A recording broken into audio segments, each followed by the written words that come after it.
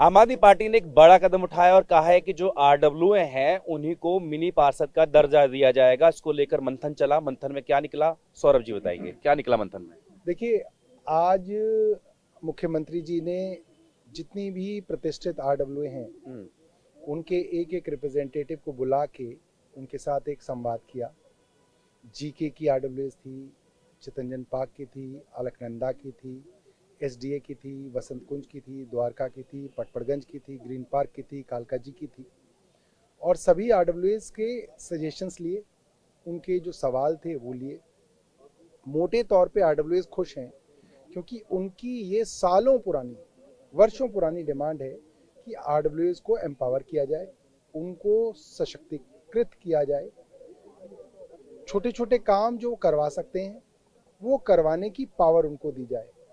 मसलन फ्यूमिगेशन कराना, अपने आसपास और अपनी कॉलोनी की रोड्स की मरम्मत करा लेना, पेड़ों की कटाई छटाई करा लेना। और वो जो काम कर रहे हैं वो बिल्कुल सेवा भाव से कर रहे हैं, निस्वार्थ कर रहे हैं, बिना किसी सैलरी के कर रहे हैं। तो उनको सरकार की तरफ से एक फाइनेंशियल असिस्टेंस भी मिले ताकि वो अपने काम कर सके। लोगों ने ये भी कहा कि हमको कोई साल में 2 त्योहार दिलाने का, मनाने का असिस्टेंस, फाइनेंशियल असिस्टेंस जैसे छठ पूजा के लिए सरकार देती है उस तरीके से इसमें भी दिया जाए। और बहुत अच्छी अच्छी सजेशन थी। किसी ने कहा कि जो सिक्योरिटी गार्ड्स हमारे कॉलोनी के अंदर होते हैं उसकी जगह सिविल डिफेंस के वॉलंटियर्स दे दी जाए सरकार की तरफ से। कई अच्छे सजेशंस थे और केजरीवाल जी ने सबकी सजेशन सुनी और उसके ऊपर अपनी बात रखी। एक मैंने कंसर्न लोगों से बात करते हुए गौर किया, वो ये कह रहे हैं कि हम सीरियस आरडब्ल्यू हैं, काम कर रहे हैं, कुछ नॉन सीरियस या पार्टी एफिलेटेड आरडब्ल्यू भी खड़ी हो सकती है, तो वित्तीय चेक के लिए, उसके लिए कैसे आप उन पर चेक रखेंगे। देखिए, जैसे एक इलाके में एक ही एमएलए हो सकता है और एक ही काउंसलर हो सकता है और वो एक तय प्रोसीजर से नियुक्त होता है, इसी तरीके से एक तय प्रोसीजर से जो आरडब्ल्यू चुनी जाएगी वही आरडब्ल्यू मानी जाएगी। लेकिन इसके अंदर कुछ कानून हो सकती हैं मगर उसकी कुछ कानून बनाए जाएंगे। जैसे एक ही इलाके में कई एमएलए नहीं हो सकते, कई काउंसलर नहीं हो सकते, इसलिए इसके लिए भी कुछ जो है नियमावली बनाई जाएगी और इसके अंदर थोड़े रिफॉर्म्स नहीं, इसके अंदर थोड़ा सा रेगुलेशन ले आएंगे तो उससे हो जाएगा। बीजेपी का एक आरोप है, वो कह रहे हैं आपने मोहल्ला सभा की बात भी की थी, वो नहीं बनाई, अभी नई चीज छेड़ दी है। देखिए, मोहल्ला सभा तो भारतीय जनता पार्टी के एलजी ने नहीं बनने दी, मगर एमसीडी के एक्ट के अंदर ऐसे कई प्रावधान हैं, कई पावर्स हाउस को मिलेंगी कि हमारी सरकार बनने के बाद ये काम हम आसानी से कर पाएंगे। आपने एलजी का जिक्र किया तो एक नई चीज हो रही है, नया डेवलपमेंट है। आपको बता दूं कि पहले वीडियो आए, ऑडियो आए, अब एक रिपोर्ट आई है जिसमें कहा गया है, जिस तरीके से आरोप लगाए जा रहे थे कि सत्येंद्र जैन को जेल के अंदर लाभ मिल रहा है, जेल मंत्री रहे हैं, वो रिपोर्ट ये कहती है कि उस टाइम के डीजी, सुपरिटेंडेंट, जेल वार्डन सब जो है लाभ पहुंचा रहे थे और गैर कानूनी तरीके से उनकी फैमिली मेंबर मिलने जा रहे थे। जो सह आरोपी हैं वो जेल में जाके उनसे मिलते थे और जो बाकी लोगों के कूपन थे उनमें उनको रिचार्ज करा के उनके लिए यूज किया जा रहा था, यानी कि पूरी तरीके से मिसयूज और वीआईपी ट्रीटमेंट सत्येंद्र जैन को तिहाड़ जेल मिल रहा था।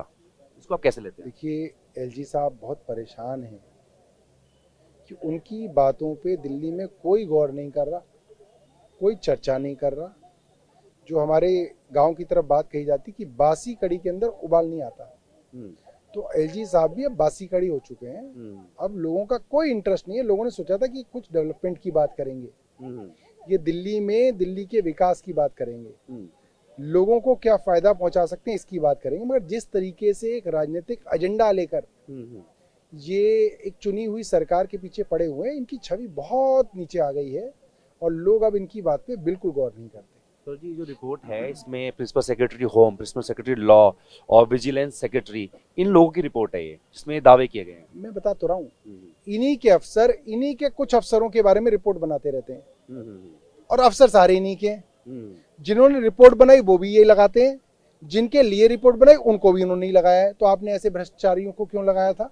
मतलब ये जो एक नूरा कुश्ती है, ये बिल्कुल एक झूठ है और ये एक बिल्कुल उबाऊ एक्सरसाइज है। मतलब कोई इंटरेस्ट नहीं। मैं एलजी साहब का जिस खबर के ऊपर नाम देखता हूँ मैं वो खबर भी नहीं पढ़ता, क्योंकि मुझे लगता है कि इसके अंदर दिल्ली के विकास से रिलेटेड कुछ नहीं होगा। इसके अंदर कुछ उलझुल आरोप होंगे, उसमें अपना समय खराब करना व्यर्थ है।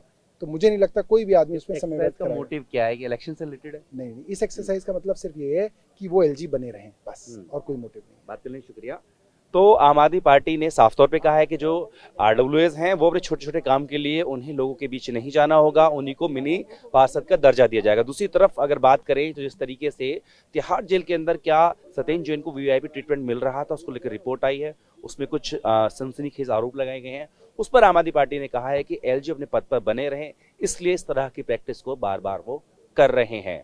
अपने वीडियो सहयोगी राजन के साथ जितेंद्र, भारतीय टीवी भारतवर्ष, दिल्ली। दिल्ली एनसीआर की हर छोटी बड़ी खबर जानने के लिए सब्सक्राइब करें अपना पसंदीदा चैनल TV9 दिल्ली एनसीआर। साथ ही बेल आइकन जरूर दबाएं, जिससे हर खबर सबसे पहले पहुंचे आप तक। फेसबुक पर हमें सर्च करें @TV9 दिल्ली एनसीआर। वहीं ट्विटर पर हमें फॉलो करें @TV9 दिल्ली एनसीआर पर, और इंस्टाग्राम पर हमें फॉलो करने के लिए सर्च करें @TV9 दिल्ली एनसीआर।